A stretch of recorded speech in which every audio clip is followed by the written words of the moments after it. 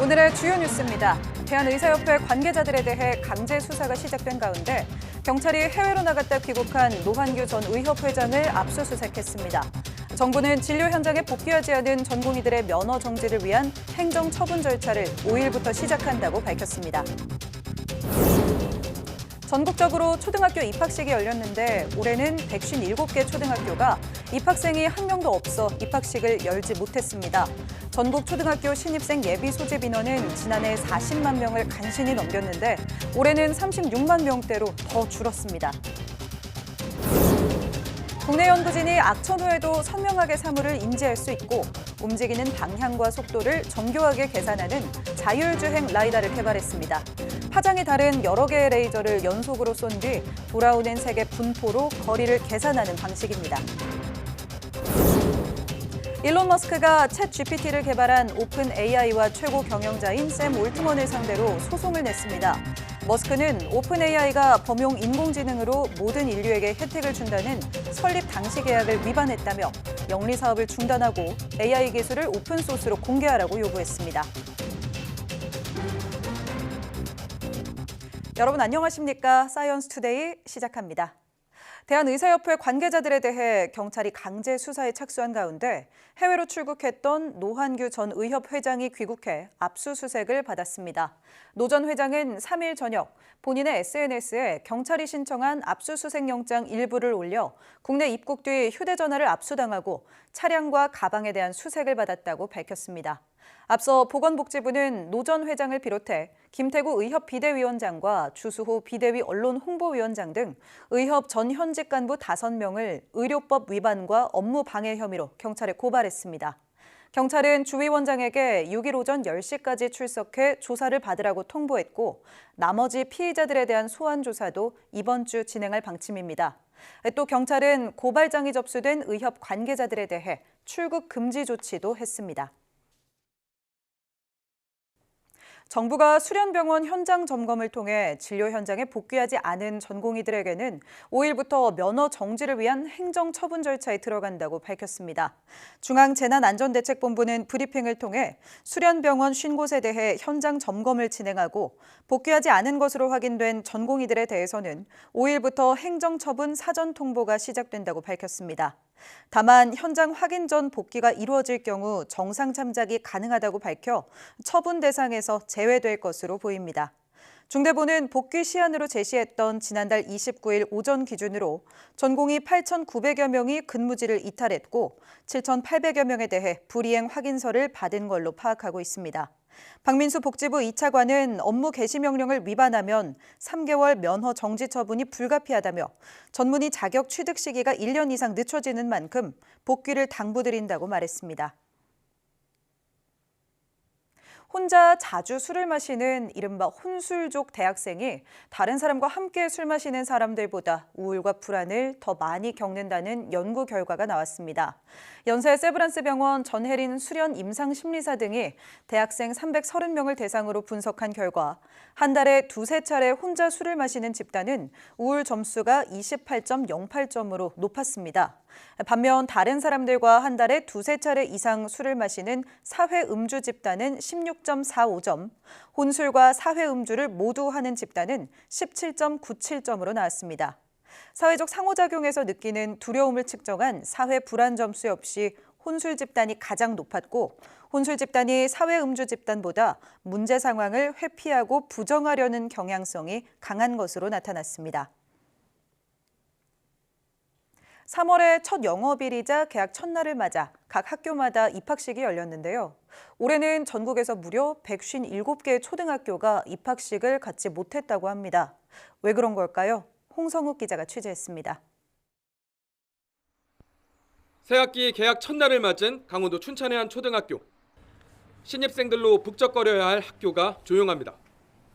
입학식이 사라졌습니다. 지난 1935년 문을 연 이 초등학교. 매년 새로 입학하는 신입생 수가 줄더니 올해는 신입생이 한 명도 없습니다. 전체 재학생 수도 6명밖에 남지 않았습니다. 폐교 위기에 직면해 있는 상황. 강원 지역에만 올해 신입생이 없는 초등학교가 25곳이나 됩니다. 전국으로 확대하면 더 심각합니다. 17개 시도 가운데 12곳이 신입생 없는 초등학교가 있습니다. 전북이 34곳으로 가장 많고 경북 27곳, 강원 25곳, 전남 20곳, 충남 14곳 등으로 전국에서 모두 157개 학교가 올해 신입생이 없습니다. 전국 초등학교 신입생 예비 소집 인원은 지난해 40만 명을 간신히 넘겼지만 올해는 36만 9천여 명으로 더 줄었습니다. 앞으로가 더 걱정입니다. 지난해 합계 출산율은 0.72명으로 역대 최저치를 갈아치웠습니다. 출생아 수는 23만 명에 불과해 신입생이 없는 초등학교는 해를 거듭할수록 더 늘어날 수밖에 없습니다. 시도 교육청마다 비상이 걸린 이유입니다. 고향을 떠나지 않도록 학력 신장이라든가 다양한 교육과정 운영 프로그램을 제공하고 있고요. 또 타시도에 있는 학생들이 우리 강원특별자치도로 유학을 올 수 있도록 농어촌 유학이라든가 또는 강원형 마이스터 고등학교 활성화를 위해서 노력하고 있습니다. 하지만 출산율 감소로 절대 인구수가 줄어 이 같은 대응은 근본적인 해결책이 될 수 없는 상황. 인구 절벽을 극복할 대책이 어느 때보다 시급합니다. YTN 홍서욱입니다.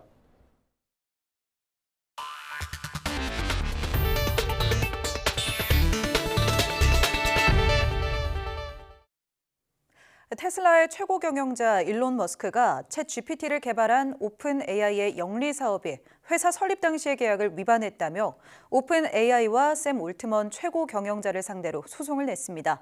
미국 언론에 따르면 머스크는 오픈 AI와 올트먼이 영리 사업을 중단하고 AI 기술을 오픈 소스로 공개하라고 요구하는 소송을 샌프란시스코 고등법원에 제기했습니다. 머스크는 소장에서 오픈 AI는 범용 인공지능을 모든 인류에게 혜택을 주도록 보장하는 것이라고 공언했지만 현실에서는 폐쇄형으로 만들어 운용하고 있다고 주장했습니다. 머스크는 오픈 AI가 마이크로소프트와 올트먼 개인에게 이익을 주는 행위를 중단하고 모든 연구 성과와 기술을 공공에 개방하게 해달라고 법원에 요청했습니다. 블룸버그는 이번 소송 결과가 오픈 AI뿐 아니라 이 회사에 약 17조 원을 투자한 마이크로소프트에도 적지 않은 영향을 줄 것으로 전망했습니다. 오픈 AI 측은 아직 이에 관한 논평이나 입장을 내놓지 않고 있습니다. 자율주행차 기술이 크게 발달했지만 아직 안심하고 탈 수 있는 완전 자율 자동차의 상용화는 쉽지 않은데요. 국내 연구진이 악천 후에도 선명하게 사물을 인지할 수 있고 움직이는 방향과 속도를 정교하게 계산하는 독자적인 센서 기술을 개발했습니다. 보도에 이동은 기자입니다. 자율주행차의 핵심인 라이다, 레이저로 사물의 위치와 거리를 파악하는 자동차의 눈 역할을 합니다. 하지만 기존 라이다는 햇빛에 노출되면 오류가 생기거나 다른 자율주행차의 신호와 간섭이 일어나는 등 한계가 있었습니다. 기존의 라이다는 물리적으로 신호의 광밀도가 약해서 태양광 잡음에 묻히기도 하고 눈이나 비처럼 악천후 상황 시 생기는 산란 현상 때문에 차량을 감지하지 못하기도 합니다. 국내 연구진이 이런 문제를 해결한 독자적인 라이다 기술을 개발했습니다. 한 가지 레이저를 이용하는 기존 라이다와 달리 화장이 다른 여러 개의 레이저를 연속으로 쏜 뒤 돌아오는 3개 분포로 거리를 계산하는 겁니다. 이렇게 되면 주변 사물의 위치는 물론 거리가 멀어지고 가까워지는 속도와 방향까지 알 수 있습니다. 또 레이저를 연속으로 발사해 거리를 계산하기 때문에 안개나 비, 눈과 같은 장애물이 있어도 정확도를 유지할 수 있습니다.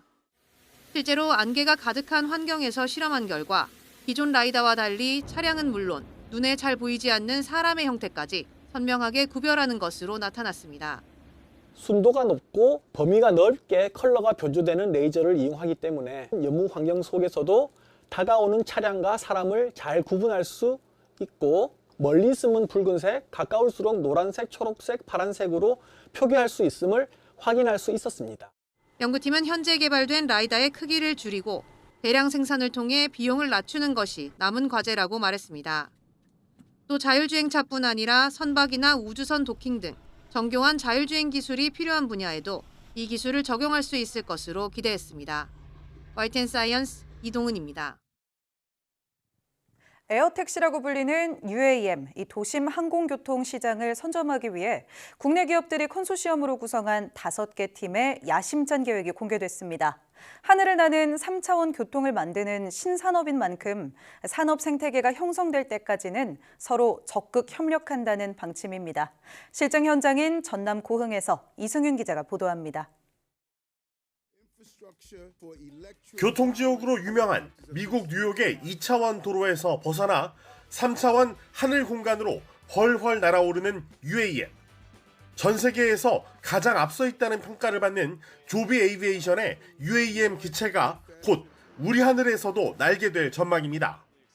SK텔레콤과 한국공항공사, 한화시스템 등이 주축인 KUAM 드림팀 컨소시엄은 이 회사와 손잡고 상용화 최선두에 선다는 계획입니다. 현대차와 인천공항, KT, 현대건설, 대한항공이 뭉친 KUAM 원팀은 업계 선두들의 저력을 토대로 안전성을 강조합니다.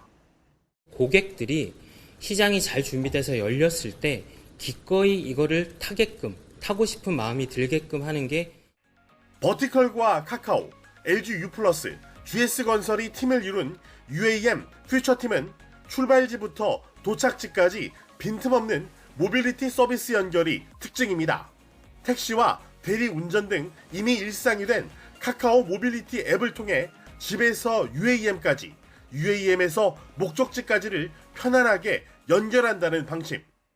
롯데 컨소시엄은 버티포트, 즉 UAM 공항을 유치할 백화점과 호텔, 마트 등 잠재 후보지를 전국 곳곳에 갖춘 게 강점입니다.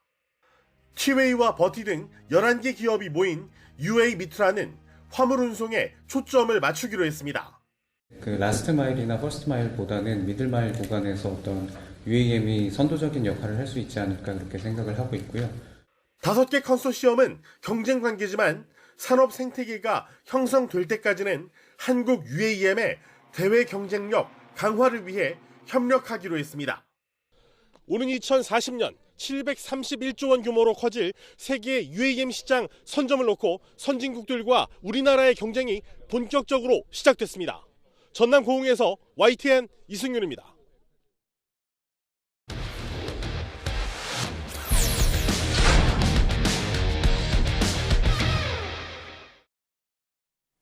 네, 과학기자와 함께 전 세계 도시 속 숨겨진 과학 문화유산을 알아보는 코너입니다. 과학도시 최소라 기자 함께합니다. 어서 오세요. 안녕하세요. 네, 반갑습니다. 그동안 많은 도시 다니셨는데 저랑은 또 처음이네요. 네, 오늘 어떤 도시로 떠나볼까요? 네, 오늘의 도시는 지중해에 자리 잡고 있는 매우 날씨가 좋고 또 아름다운 도시인데요. 이 건축으로도 매우 유명하고 또 관광지로도 매우 잘 알려졌지만 이 통신기술과 첨단 IT 산업의 중심지이기도 해서 제2의 실리콘밸리로 불리는 곳입니다. 준비된 영상 보시고 어딘지 감 잡아보시겠습니다.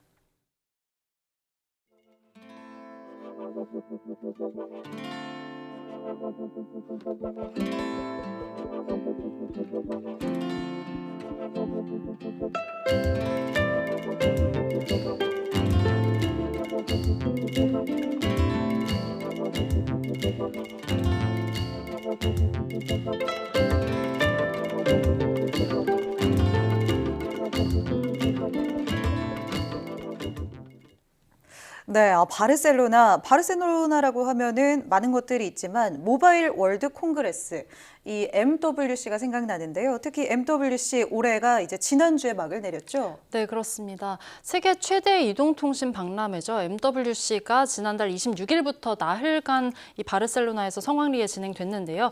전 세계 200여 개 나라에서 2,400여 기업이 참가를 했고요. 관람객은 무려 10만 명이 몰렸습니다. 네. 5G와 6G 등 이동통신 기술은 물론이고 첨단 IT 제품과 인공지능을 화두로 한 기술들도 한자리에 모였는데요. 이 올해 MWC에서 삼성전자는 반지 형태의 갤럭시 링을 처음으로 공개하기도 했고요. 네. 또 레노버는 세계 최초의 투명 노트북을 공개하기도 했습니다. 이 국내 이동통신사 KT는 디지털 트윈과 이 AI를 활용한 도심항공 교통 시스템을 선보이기도 했고요. 또 SK텔레콤도 에어택시 모델을 공개하기도 했습니다. 말씀드린 것처럼 MWC는 이제는 단순히 이동통신 박람회에서 벗어나서 이제는 거의 모든 IT 기술이 등장하는 박람회가 이렇게 됐습니다. 네, 그렇네요. 네, 매년 MWC에서는 이 모바일 기업과 IT 제조사 그리고 콘텐츠 제공자 그리고 지자체 등도 이 전시 부스를 열고 있고 신제품이나 서비스를 공개하기도 하고 또 이 활발한 비즈니스 네트워킹을 하기도 합니다. MWC가 국제 가전 박람회인 CES나 이 IFA와도 함께 이 세계 3대 IT 박람회라고도 불리는 이유입니다. 3대 박람회면 세계적인 IT 박람회인데 사실 바르셀로나 하면 뭐 축구라든지 가우디 같은 것들이 먼저 생각나는데 이게 매년 바르셀로나에서 이렇게 크게 열리게 된 이유 있을까요? 네, 먼저 MWC 주최 측인 이 세계 이동통신 사업자 연합회 GSMA 본부가 영국 런던에 있는데요. 네. 이 점을 생각을 하면은 이 MWC가 바르셀로나에서 열린다는 점이 조금 의아할 수도 있습니다. 이 MWC가 처음부터 바르셀로나에서 열렸던 것은 아니고요. 1990년대 유럽 여러 도시에서 번갈아 가면서 개최되다 1996년부터 이 10년간 프랑스의 칸에서 정기적으로 개최되기 시작했고요. 그러다 2006년부터 이 바르셀로나가 행사를 유치하면서 이후에 계속 바르셀로나에서 행사가 열리고 있는 겁니다. 네. 아무래도 이 수천 개 기업의 관련자들과 또 관람객이 10만 명 정도가 몰리는 행사여서 이 경제 효과가 굉장히 큰 만큼 이 바르셀로나 시정부가 행사를 유치하기 위해서 이 교통과 물류 또 숙박 등의 이런 인프라를 적극적으로 지원했기 때문인데요.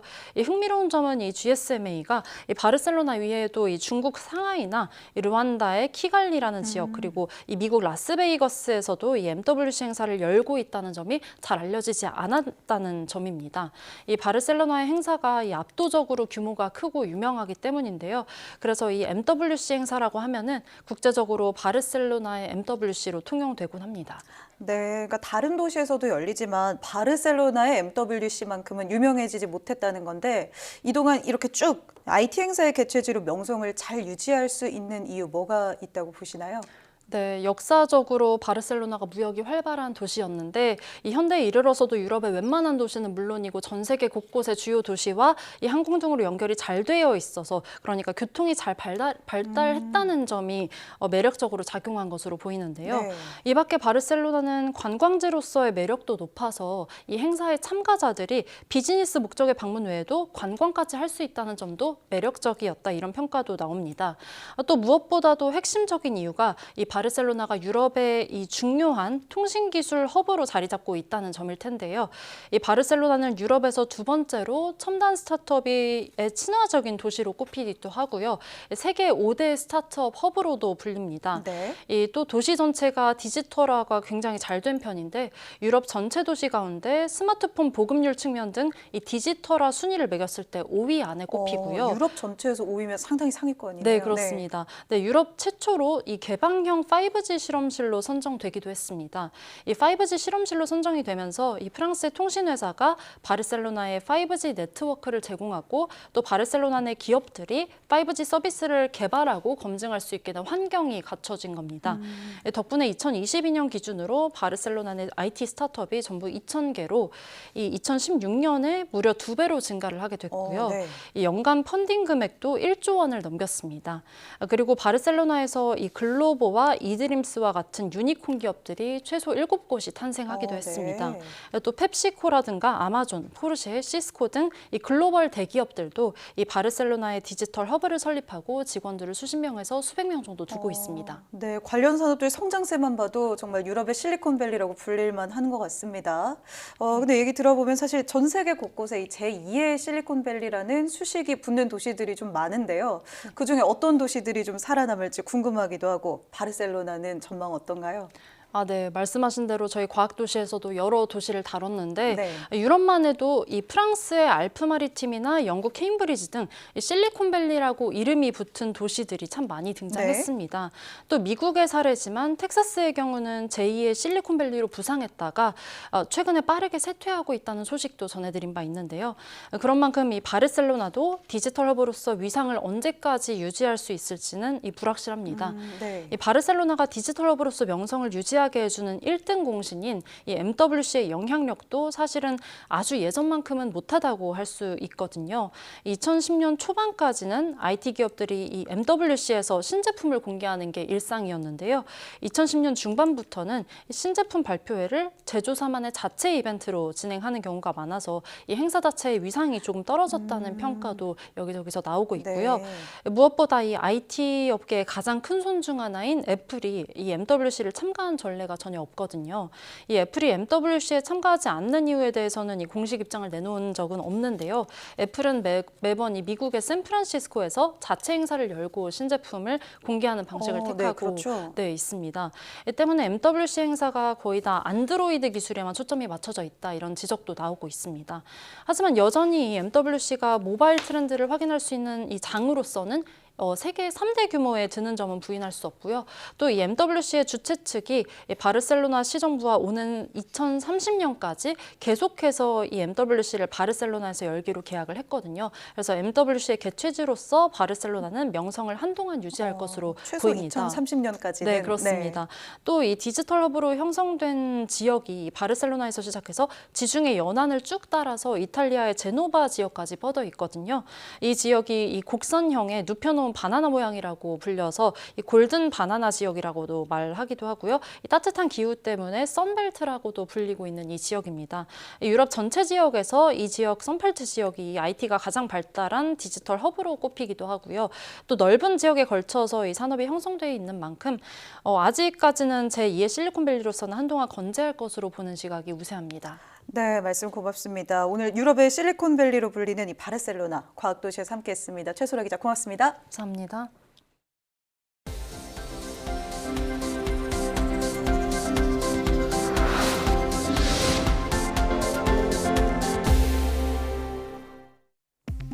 자다가 숨을 멈췄다 다시 쉬기를 반복하는 수면 무호흡증이 있으면 기억력이나 사고력에 문제가 생길 위험이 커진다는 연구 결과가 나왔습니다. 미국 보스턴 메디컬 센터 연구팀은 성인 4,200여 명을 대상으로 설문조사한 결과 이렇게 나타났다고 밝혔습니다.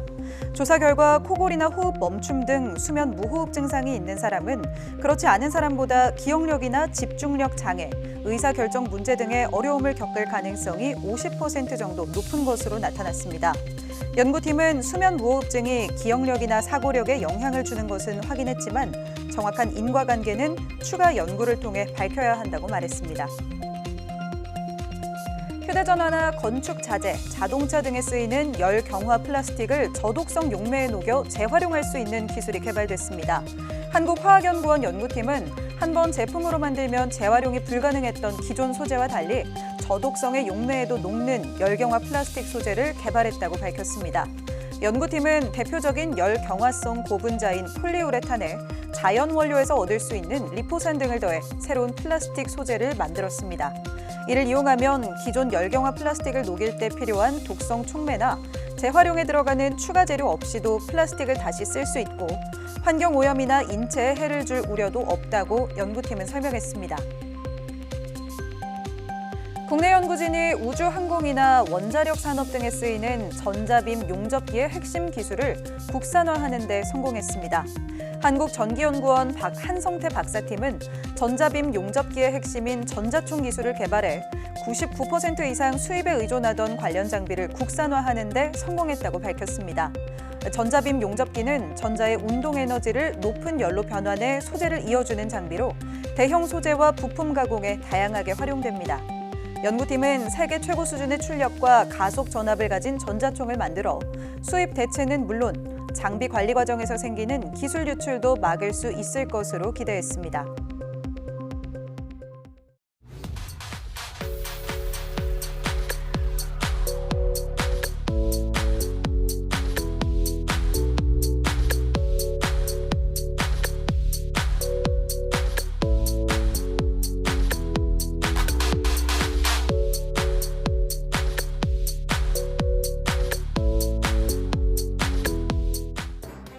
네, 3월로 접어들면서 본격적인 봄 날씨를 기다리게 되는데요. 지구온난화로 인한 기온 상승으로 봄꽃의 개화 시기도 점점 빨라지고 있습니다. 이상 고온 현상 때문에 진달래와 개나리, 벚꽃이 함께 피는 이례적인 동시 개화 현상도 나타난다고 하는데요. 당겨진 봄꽃 소식 속 숨어있는 기후변화의 심각성도 생각해 볼 필요가 있겠습니다. 뉴스 마칩니다. 고맙습니다.